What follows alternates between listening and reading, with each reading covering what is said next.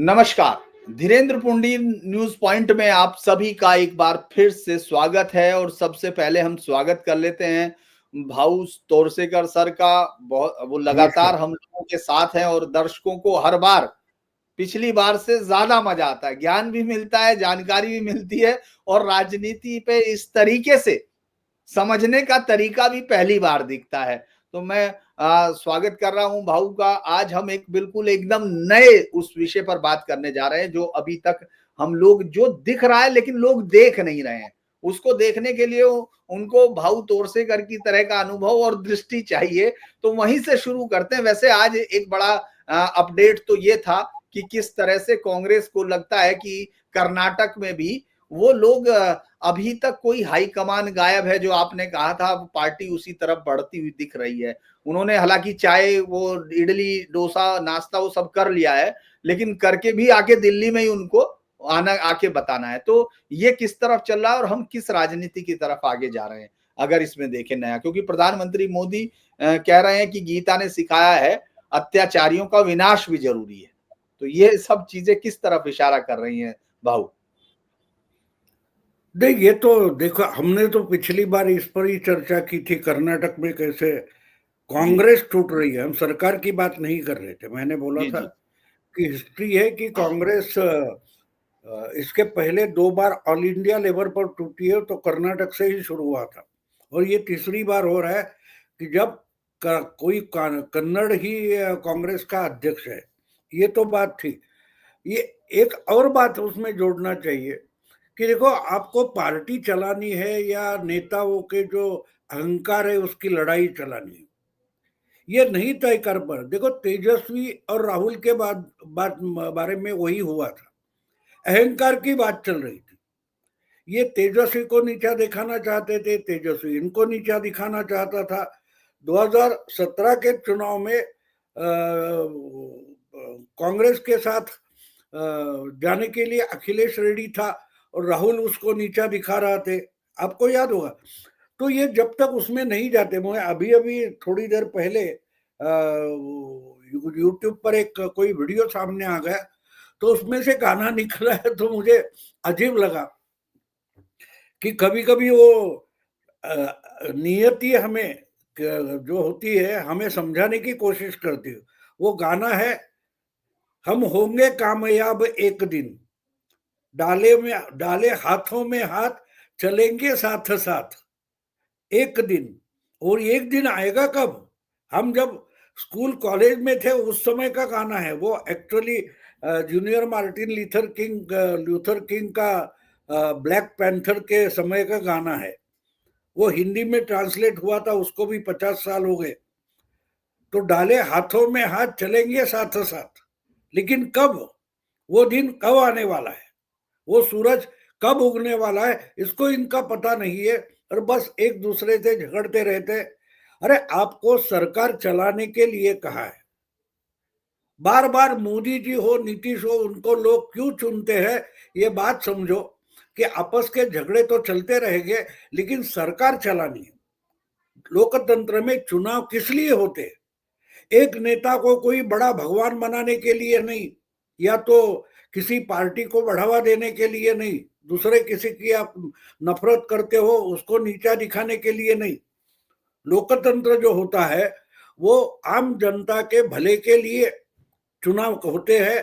उसमें सत्ता आती है, सत्ता जाती है, जो कुछ है। ये लोग ये बात भूल चुके हैं कि मैं। और दूसरी बात होता है कि लीडरशिप। अब ये क्यों हुआ है? मैं एक बात बोल रहा हूँ कि सिद्धरामैया बड़ा है या डीके शिव कुमार बड़ा है, ये जो संघर्ष चल रहा है। मैंने 6 महीने पहले, शायद जयपुर से पहले भी ये बात 2-3 बार छेड़ी थी कि बीजेपी के कितने 12-14 मुख्यमंत्री है, आप 6-5 मुख्यमंत्रियों के नाम नहीं बता सकते। इतने अननोन है, इतने अननोन है। उड़ीसा का मुख्यमंत्री कौन है, राजस्थान का कौन है, हरियाणा का कौन है, फटाफट आप नाम नहीं ले लग सकते। मध्य प्रदेश का कौन है, छत्तीसगढ़ का कौन है। और ये इतने अहंकारी लोग बीजेपी के मुख्यमंत्री नहीं है। गुजरात में भूपेंद्र पटेल जो 6 महीने पहले एमएलए हुए थे, डायरेक्ट मुख्यमंत्री बने। और जब मुख्यमंत्री बने उनके मंत्रिमंडल में एक भी अनुभवी मुख्यमंत्री नहीं था, मंत्री भी नहीं था, फिर भी सरकार चली। उस सरकार के बाद जो 8 महीने में चुनाव हो गया, उसमें बड़े थम्पिंग मेजॉरिटी से गुजरात में लोगों ने उनको फिर से सत्ता में लाया। तो क्यों लाया? जनता दिखा रही है कि यह सरकार है, ये किसी नेता के लिए नहीं चलती, ये सरकार जनता के लिए चलती है। मुख्यमंत्री इंपॉर्टेंट नहीं है, जब तक वो एक आइडियोलॉजी पर चलता है, एक प्रोग्राम पर चलता है, एक नीति पर चलता है। यहां मुझे बताइए कि कर्नाटक में जो कुछ ड्रामा चल रहा है उसमें विचारधारा का क्या संबंध है? दोनों एक विचारधारा के, अलग अलग कोएलिशन गवर्नमेंट तो है नहीं। जो बिहार में है या महाराष्ट्र में है या झारखंड में है, वो कोएलिशन गवर्नमेंट है, गठबंधन की सरकार है। लेकिन कर्नाटक में अगर एक ही पार्टी की, एक ही विचारधारा की पार्टी की सरकार है, तो इसमें प्रॉब्लम क्यों पैदा हो गया? लोग सोचेंगे। और दूसरी बात बोल दूं, ये सब चल रहा है, खबरें चल रही है, लेकिन सी वोटर नाम की जो सर्वे एजेंसी है, उसके अंदाज कितने सही होते क्या बात छोड़ दो, लेकिन उन्होंने फटाफट एक सर्वे ले लिया कि अभी अगर कर्नाटक में चुनाव हो जाते तो 51% से 56% तक लोग चाहते कि ये सरकार ही बदले, बीजेपी की सरकार आ जाए। 51% से ज्यादा लोग अगर बीजेपी की सरकार आज की तारीख में कर्नाटक में चाहते हैं, तो ये किस आग से खेल रहे इनको पता नहीं है। ना हाईकमांड को है, ना शिव कुमार को है, ना सिद्धरामैया को है। लोग आपसे नाराज है, ये उस सर्वे से निकल आया। मैं ये नहीं मानता कि वो 100% सच है, वैसा ही हो जाएगा। ओपिनियन पोल या एग्जिट पोल सच साबित नहीं होते, मैं मानता हूं, लेकिन उससे एक लगाव या झुकाव समझ में आता है। आप जो तमाशा कर रहे हो उससे कर्नाटक की जनता कितनी नाराज है। और अभी अभी आप बिहार में लोगों की लताड़ लेकर निकले हैं, तो इतना तो ध्यान में रखो, उतनी की इज्जत करो वोटर की जिसने आपको सत्ता में लाया है। वोटर ने ना सिद्धरामैया को ना शिव कुमार को सत्ता में लाया है। ना कोई कुत्ता भी हो, लेकिन राहुल गांधी की मर्जी का है इसलिए उसको वोट दिया है। नहीं, लोगों ने आपकी पार्टी को वोट दिया है, एक विचारधारा को वोट दिया है। जो बीजेपी की सरकार थी उसके नाराज थे लोग, उन्होंने आपको वोट दिया है, क्योंकि उसमें भी, उस समय के बीजेपी सरकार में भी एक दूसरे से ऐसे ही लड़ाई झगड़े चलते थे, उससे नाराज होकर लोग आपके पास आए थे। अब उनको फिर नाराज कर रहे क्योंकि ये भूल चुके हैं कि विचारधारा लोकतंत्र में इंपॉर्टेंट होती है, नेता नहीं। हाँ, वो विचारधारा का झंडा लेकर चलने वाला नेता लोगों के पसंद में आता है या उसको लोग नकारते हैं। जी, भाऊ, जो आपने बिहार का, महाराष्ट्र का और हरियाणा का, इन सब के नतीजों को देखा, आपको अब राजनीति कोई एक नया ट्रेंड पकड़ रही है, ऐसा कुछ दिख रहा है क्या? हम राजनीति में, इसमें लोग अक्सर फेल हो रहे हैं, जो बड़े बड़े सर्वे हैं वो फेल हो जा रहे हैं, वो बैठ नहीं पा रहे हैं। तो ऐसा कौन सा ट्रेंड है जो आपको लगता है कि अब दिख रहा है और जिसको हम लोग पकड़ पाने में बहुत जो सहज नहीं है, जो पत्रकार ग्राउंड पर भी जाते हैं वहां भी चूक कर देते हैं, तो क्या है वो नया ट्रेंड, क्या दिख रहा है आपको? नहीं, मैं हमेशा, मैंने उस पर एक मराठी में वीडियो भी बनाया कि एक बात होती है कि हम अपने तरीके से अनुभव के आधार पर कुछ चीजें बनाते हैं या कुछ तय करते हैं। अब देखो, राजनीति का विश्लेषण करने वाले हो, पत्रकार हो, संपादक हो या पॉलिटिकल साइंस का अभ्यास करने वाले लोग हैं, वो भी पुराने अनुभव के आधार पर कुछ निष्कर्ष तैयार करते, आधार तैयार करते। तो अब बार बार बार अभी भी कल के चुनाव में भी बिहार में बोला गया कि बिहार की राजनीति मतलब जाति की राजनीति, लेकिन जाति की राजनीति बिहार में टूट गई, हम देख रहे हैं। उसका कोई विश्लेषण नहीं कर रहा है। हाँ, मनीष का चेहरा था, मनीष पर लोग नाराज ना, नीतीश पर लोग नाराज नहीं थे, नीतीश का चेहरा था, बीजेपी का इंजन था, वगैरह वगैरह बोल रहे। लेकिन आप जिस एमवाय समीकरण के बारे में बोल रहे थे, मुस्लिम यादव, वो तो टूट गया, क्योंकि अगर मुस्लिम मजहब के आधार पर वोटिंग नहीं करता तो 5 एमएलए ओवैसी के नहीं आते, तो वो मुस्लिम पकड़कर ही वोटिंग कर रहा है। हाँ, एमवाय समीकरण टूट गया, एमवाय समीकरण टूट गया। और दूसरी बात यह है कि अब चुनाव के नतीजे आने के बाद जिस ढंग से आरजेडी के नेतृत्व ने, लीडरशिप ने, वो जो भोजपुरी गायक थे उनको नोटिस भेजिए कि हमारे नाम से, हमारे नेता के नाम से, हमारे चुनाव चिन्ह के चित्र पर आपने वीडियो बनाया, उससे हमारे पार्टी को नुकसान हो गया। क्या नुकसान हो गया, क्यों नुकसान हो गया, उस पर भी थोड़ी थोड़ी मेनस्ट्रीम मीडिया में चर्चा हो रही है कि जिस ढंग से डंडा लेकर, मुरेठा बांधकर ये रैलियां करते थे, उससे बाकी की जातियां डर गई, उनका कंसोलिडेशन हो गया। ये मैं पिछले 1 हफ्ते से सुन रहा हूं और मैं वो समझने की कोशिश कर रहा हूं कि अरे कोई भी मोर्चा होता है, कोई भी रैली होती है, जिस पार्टी की होती है, वो लोग तो डंडे झंडे लेकर निकलते हैं, घोषणा देते, तो दूसरी तरफ से कंसोलिडेशन होता है, उसका मतलब क्या है, मैं समझने की कोशिश कर रहा था। और जितना मैं बारीकी से समझने की कोशिश कर रहा था तो एक बात समझ में आ गई कि जब एक जाति, और उससे भी बड़ी बात कि जो बाहुबली या सामर्थ्यशाली जाति होती है उस राज्य में, अगर उसकी दादागिरी है, ये दिमाग में आ जाता है, तो बाकी की छोटी मोटी जातियां इकट्ठा हो जाती है, उनका कंसोलिडेशन हो जाता है। और वही बिहार में हुआ है।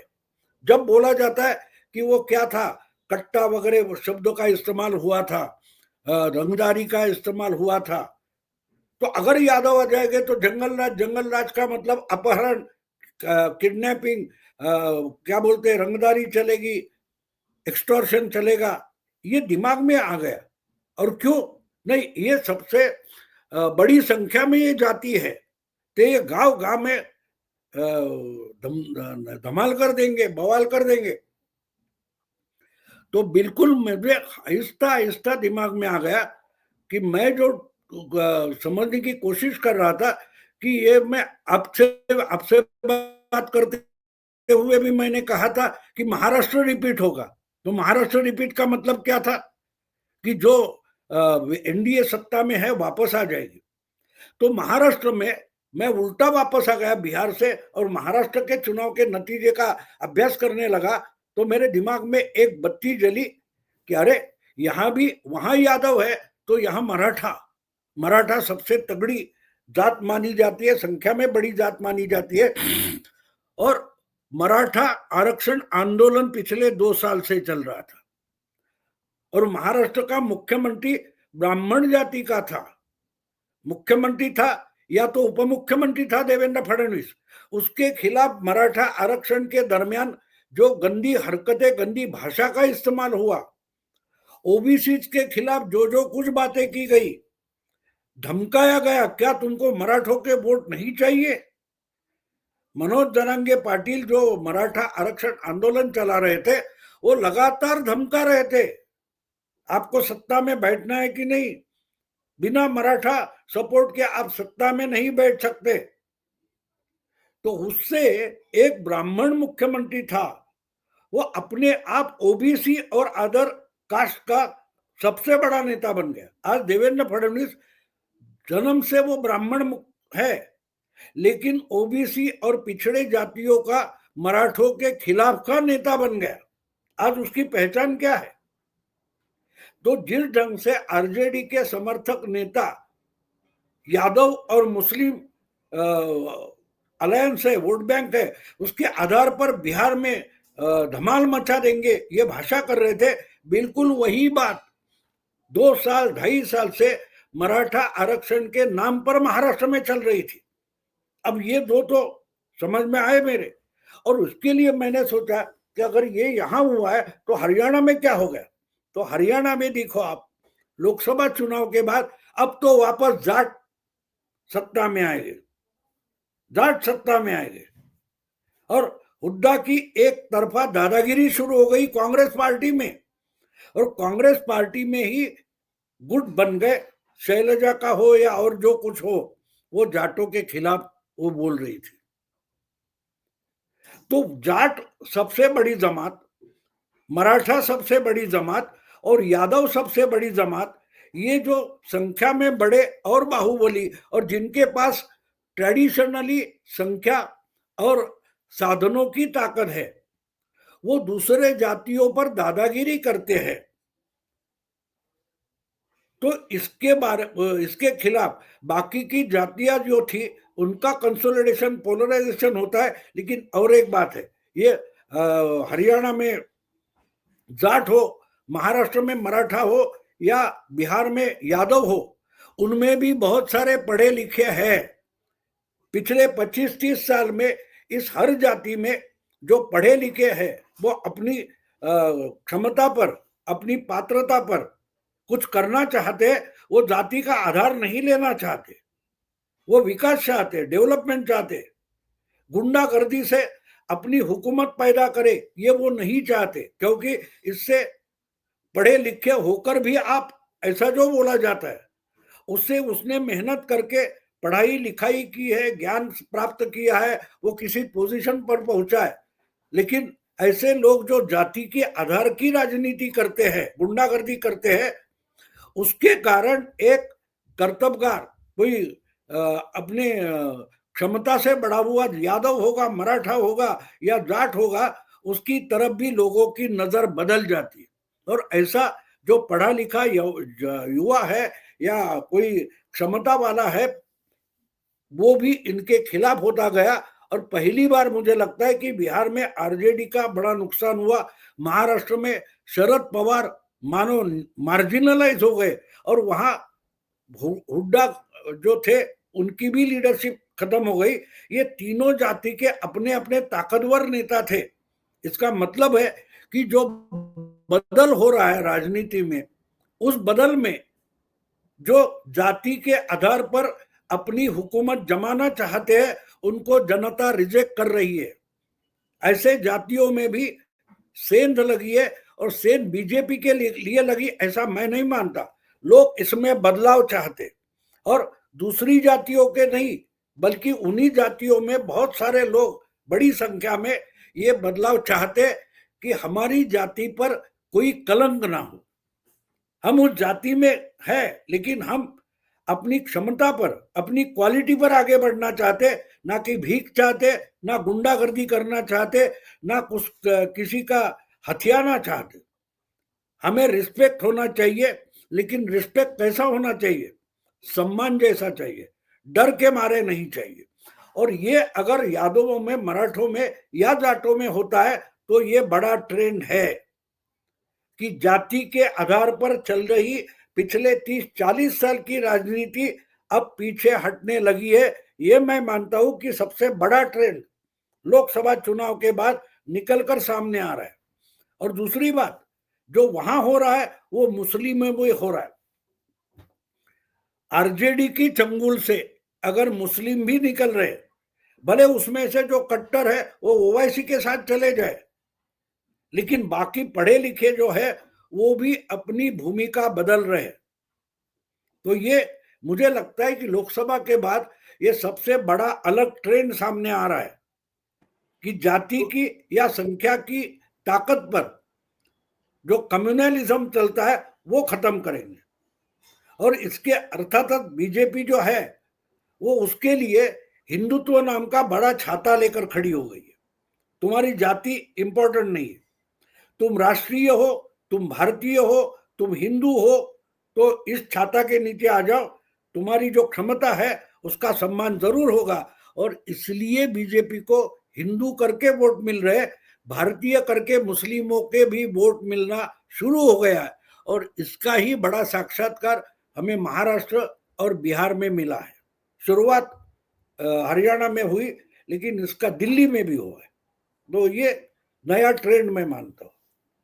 अच्छा, इस ट्रेंड में जिस तरह से जाति के जो ठेकेदार पॉलिटिशियंस थे उनके अंदर कोई चेंज आपको दिखता है? जैसे यादव है तो उनके लिए लालू प्रसाद यादव रहे, मुलायम सिंह रहे, उसी तरह मराठा पॉलिटिक्स का मतलब होता था, बल्कि हम लोग तो आपने देखा होगा पढ़ते ही ये थे कि मराठा सरदार मतलब शरद पवार, वो सब लोग। तो इनकी क्या दुकान बंद होगी तो फिर पॉलिटिक्स में कोई नया गुंजाइश आपको दिखती है कि हम क्या देखेंगे? क्योंकि अभी चुनाव होने हैं आपके यहाँ बीएमसी में, बहुत लोगों को उसका बहुत बड़ा तैयारी है, मतलब चूंकि बाहर के लोग बीएमसी के चुनाव में जरूर आकृष्ट हैं, उनको लगता है कि वो जानना चाहिए, लेकिन उसके बारे में जानते कम है वहां तो। लेकिन उनको बस इतना तो समझ में आता है कि साहब वहां राज ठाकरे और उद्धव ठाकरे ये सब है। लेकिन क्या आप ये मान रहे कि अब शरद पवार की पॉलिटिक्स का उम्र से अलग हटा देते हैं, हम उम्र को नहीं जोड़ते हैं, तो क्या शरद पवार पॉलिटिक्स का एरा खत्म हो गया है?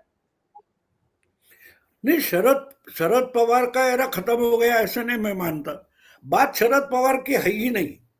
किसी भी जाति के, किसी भी वंश के या किसी भी भाषा के, अस्मिता के ठेकेदारों को लोग नहीं मानते। विकास की राजनीति, इसका मतलब ये है कि पूरे समाज को और समाज में जिनकी अच्छी क्षमता है उनके लिए अवसर बनाने वाली जो विचारधारा है, जो प्रोग्राम है, लोग उसके साथ जाना चाहते हैं। लोग अपनी जाति की क्या बोलते आधार लेकर आगे नहीं चलना चाहते। जो बात हो गई है, मुझे 2024 के चुनाव के बाद ये बदलाव नजर में आने लगा है कि लोग किसी भी आधार पर, आप हम बंगाली है, हम मराठी है, इसका ठेकेदार किसी को नहीं मानते। लोग यादव नहीं मानते, लोग अहिर नहीं मानते, लोग मराठा नहीं मानते, लोग ब्राह्मण भी नहीं मानते। लोग बोल रहे कि जन्म से नहीं, आपकी क्षमता से आपको अवसर होना चाहिए। और इसलिए आहिस्ता आहिस्ता मैं मानता हूं कि ये पूरे देश में जो आरक्षण हो या ऐसे तरीके से जात या भाषा के आधार पर चल रही संस्थाएं, संगठना है, वो आहिस्ता आहिस्ता पीछे पड़ जाएगी, हट जाएगी। और हिंदू समाज जो है वो भारतीय करके एकजुट होता जाएगा। और जितना एकजुट होता जाएगा, फिर पीढ़ी दलित ये बातें रह जाएगी। और देखो, आजादी को 70 साल हो गए। जो पिछड़ों के लिए आरक्षण या सब्सिडी वगैरह मिलती गई है, उनमें भी अच्छे पढ़े लिखे लोग तैयार हो गए, संख्या में कम हो गए।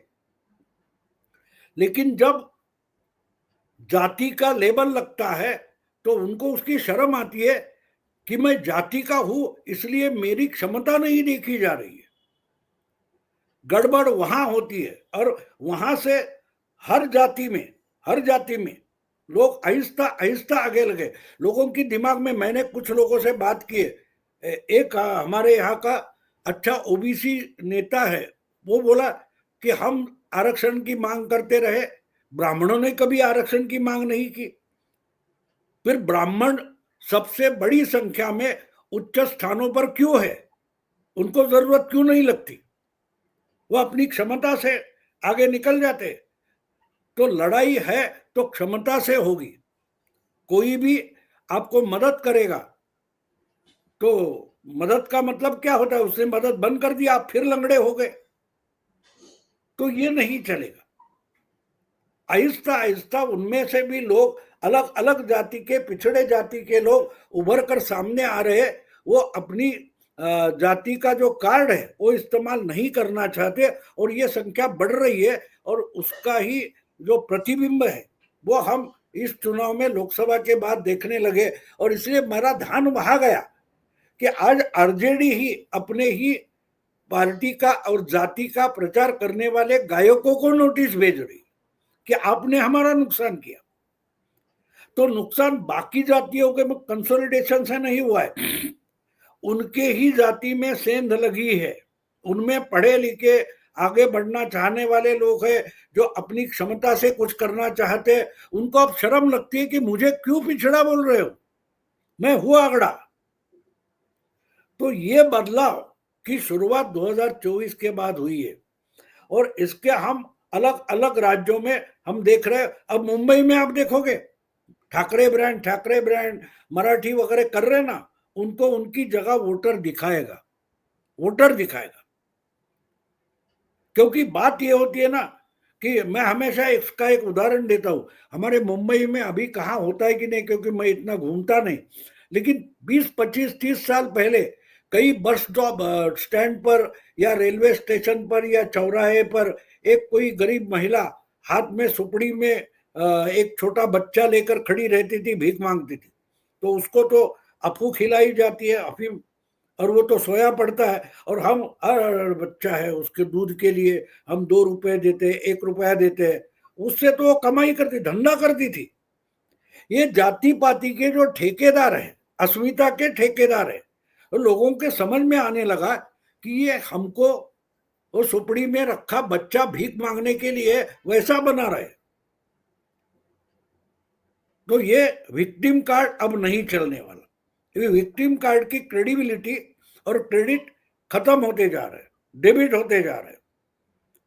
तो ये ट्रेंड मैं मानता हूं कि 2024 के बाद अगर निकल के सामने आ रहा है तो लोग हर जाति के लोग, पिछड़े हो, अगड़े हो, बीच वाले हो, ओबीसी हो, हर जाति के लोग आहिस्ता आहिस्ता इससे दूर हो रहे, क्योंकि उनको समझ में आ रहा है कि अगर हमको रहना एक शहर में, एक गांव में, एक मोहल्ले में, तो एक दूसरी की तरफ शक की या नफरत की नजर से देखेंगे तो जीना हराम हो जाएगा।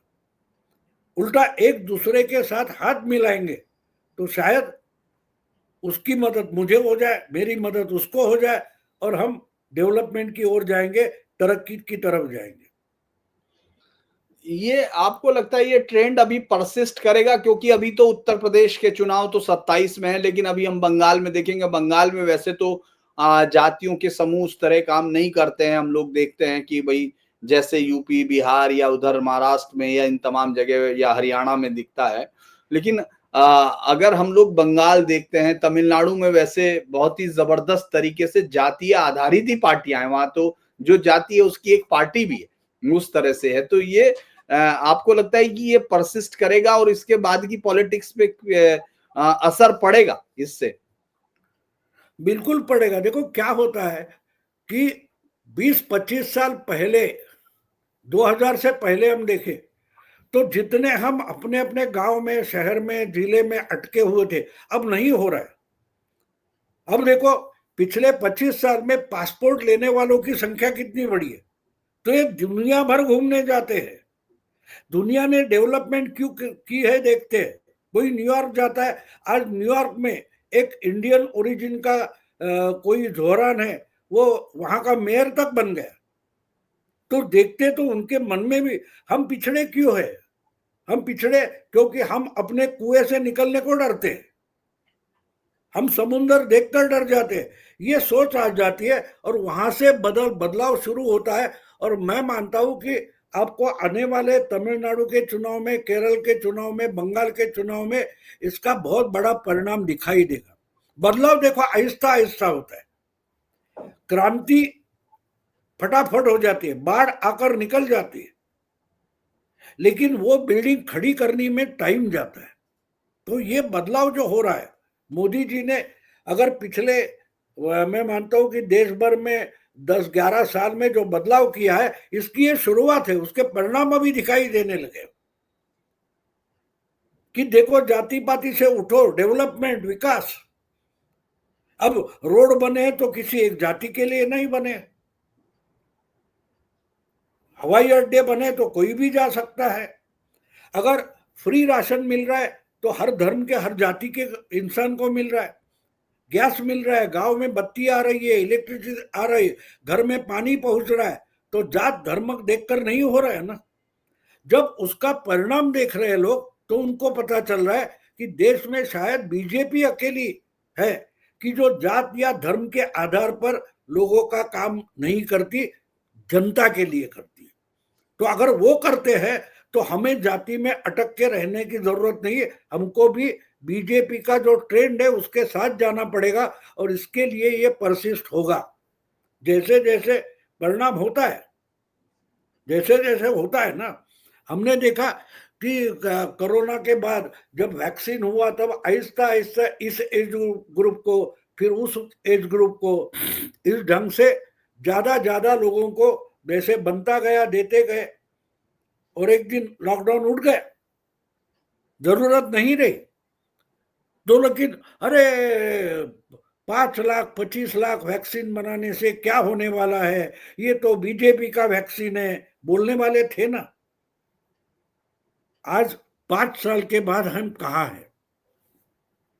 तो बात ये होती है ना कि परसिस्ट होता है, एक दिन में चमत्कार नहीं होता है, और चमत्कार होता है वो टिकने वाला भी नहीं होता, टिकने वाला भी नहीं होता।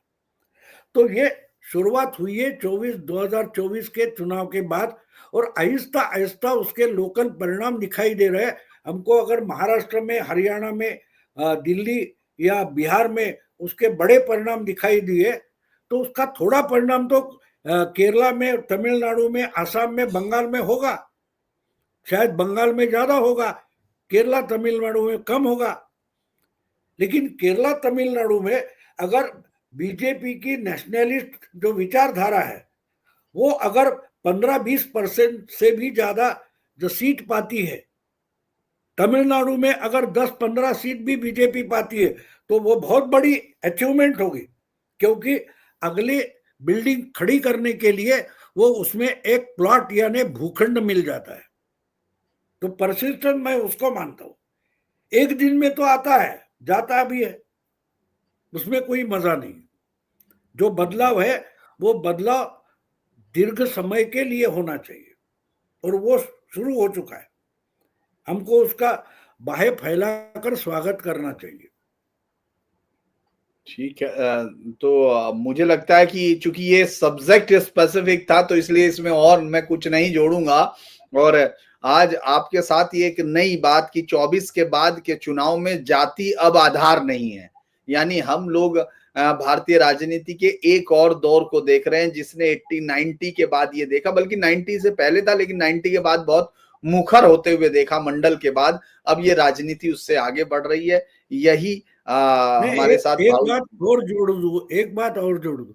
देखो, जी जी 2024 के जनवरी में प्राण प्रतिष्ठा हुई थी, उसके बाद भी अयोध्या चुनाव क्षेत्र में बीजेपी का उम्मीदवार हार गया। लोग जाने कम हो गए, खर्चा करने कम हो गए, लेकिन फिर से उभर कर सामने आया है कि अयोध्या में बहुत बड़ी इकोनॉमिक बूम आ चुकी है। तो थोड़ा इधर उधर होता है, लेकिन जिस राह पर चल पड़े, इंडियन या हिंदू इकोनॉमी का मतलब ये होता है कि मंदिर इकोनॉमी। मंदिर जब पर्यटन के स्थान हो जाते हैं, टूरिस्ट सेंटर हो जाते हैं, तो वहां और जगह कमाया हुआ पैसा आ जाता है। हजारों साल से पहले से मंदिर क्यों बनाए जाते थे? रहने को घर अच्छा नहीं था, लेकिन मंदिर बड़े ऊंचे ऊंचे बनाए जाते थे, क्योंकि मंदिर इकोनॉमी होती है। तो ये मैं मानता हूं, जैसे भूमि पूजन हुआ था, उसके 5 साल के बाद 4 साल के बाद मंदिर खड़ा हुआ, प्राण प्रतिष्ठा हुई, अब ध्वजा लहराई है, तो पहली ईंट लगाई जाती है। तो वैसे मैं मानता हूं 2024 में मेजॉरिटी कम हुई उसका कोई मतलब नहीं है, उसमें क्या शुरू हुआ है वो ढूंढना पड़ता है, देखना पड़ता है। और मैं मानता हूं कि ये नया सबसे अच्छा ट्रेंड आया है कि जात पात तोड़कर लोग हिंदुत्व के बड़े छाते के नीचे, अम्ब्रेला के नीचे इकट्ठा होने लगे, और डेवलपमेंट की जो दौड़ शुरू हो गई है, पूरी दुनिया हैरान होकर हमको देख रही है। तो जिस सरकार को मेजॉरिटी नहीं है, उस सरकार के सामने देश की छोड़ो दुनिया के बड़े बड़े नेता आशावादी होकर देख रहे। तो ये ट्रेंड चलता रहेगा। हाँ, चमत्कार की एक्सपेक्टेशन मत करो। चमत्कार होगा तो 10 साल में हम वही बात करेंगे, अरे वहां तो लगा नहीं था लेकिन आज तो इतना हो गया, तो होगा। एक आखिरी सवाल भाऊ, चूंकि आपने जिक्र कर दिया भगवान राम का, तो मुझे भी लगा कि एक सवाल वैसे मैं इसमें नहीं ले रहा था, लेकिन फिर भी जो गोवा में भगवान श्री राम की सबसे ऊंची मूर्ति वहां प्रधानमंत्री मोदी ने की है, तो गोवा के इतिहास को लेकर बहुत सारी चीजें भी हुई हैं, लेकिन वहां से जो मैसेज दिया कि ये जागरण है, पुनर्जागरण है, हिंदू उसका सनातन का पुनर्जागरण है। इससे प्रधानमंत्री मोदी क्या, मतलब जो आपने वैसे तो कहा ही है, लेकिन क्या वो इससे आगे और कोई गहरा मैसेज है, एक आखिरी सवाल के तौर पर? वो मूर्ति अरब सागर के किनारे खड़ी है, इससे और बड़ा क्या सिग्नल हो सकता है? इससे और बड़ा क्या सिग्नल हो सकता है कि अरब सागर से लेकर अफ्रीका की तरफ अखंड भारत की संस्कृति जाती है। तो वही तो सबसे बड़ा सिग्नल है, ये सबसे बड़ा सिग्नल है कि हम कहाँ देख रहे हैं, इस समाज की, भारतीय समाज की नजर कहाँ है। वो भूमि ग्रैब करने के लिए नहीं है, लैंड ग्रैब नहीं है, वो माइंड स्पेस ग्रैब करने की बड़ा इशारा है, मैं मानता हूं। और हम देखते हैं कि अरबी देशों में भी मंदिर बनने लगे हैं। हाँ, बहुत सारा हिंदू थॉट जो है वो फैलने लगा है, क्योंकि उसको भी अल्टरनेटिव नहीं है। देखो, दुनिया में अगर शांति से जियो और जीने दो, ये थॉट हिंदू विचार में है, हिंदू जहन में है, तो उसको तो दुनिया भर फैलना है। अगर इंसान इस वसुधैव कुटुंबकम तो हम बोलते हैं ना, हम प्रॉपर्टी नहीं बोलते, हम कुटुंब बोलते हैं, एक फैमिली बोलते हैं। हम पूरी दुनिया को अपनी फैमिली मानते हैं। और फैमिली का मतलब क्या होता है? जो दुबला है उसके लिए जो सशक्त है वो थोड़ा सैक्रिफाइस करता है। तो भारत वो बता रहा है कि जो दुबला है उसके लिए हम है, डरो मत, कुटुंब में आ जाओ, फैमिली में आ जाओ। और इसलिए अगर राम की बड़ी मूर्ति बनी है, वो सागर के किनारे बनी है, तो वो हमारे पश्चिम में फैले हुए जो देश है उनके लिए इशारा है कि ऊपर मत देखो, क्या बोलते हैं उसको, उत्तर की ओर मत देखो, मध्य की ओर देखो, पश्चिम मध्य की ओर देखो। ये उस मूर्ति का सिग्नल होगा।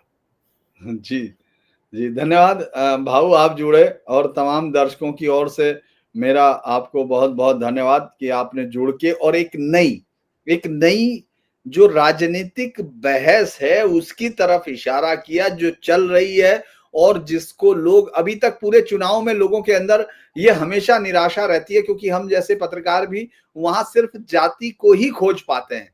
लेकिन जाति के आगे भाऊ ने एक नए रास्ते की तरफ बताया कि भारतीय राजनीति अंदर ही अंदर अपनी चर्निंग में है, अपने अंदर प्रयोग करती है, जनता प्रयोग करती है, और हमको वो देखने की नजर होनी चाहिए। तो मुझे लगता है उसके लिए बहुत-बहुत धन्यवाद। भाऊ, आप जुड़े, और मैं फिर आपका उम्मीद करता हूँ हम जल्द फिर जुड़ेंगे। नमस्कार।